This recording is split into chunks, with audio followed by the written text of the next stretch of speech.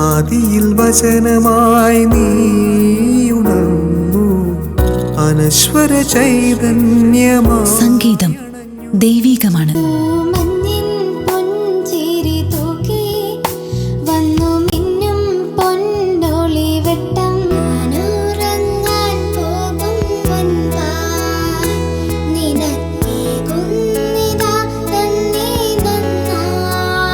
സംഗീതം പ്രപഞ്ചത്തിന്റെ ഭാഗമാണ്. അകലെയാകാശത്ത് വിരിയുന്ന താരതൻ ദൈവത്തെ പാടിപ്പുകഴ്ത്തുവാൻ, അവിടുത്തോട് ആയിരിക്കുവാൻ ശാലോമൊരുക്കുന്ന സംഗീത വിരുന്ന്.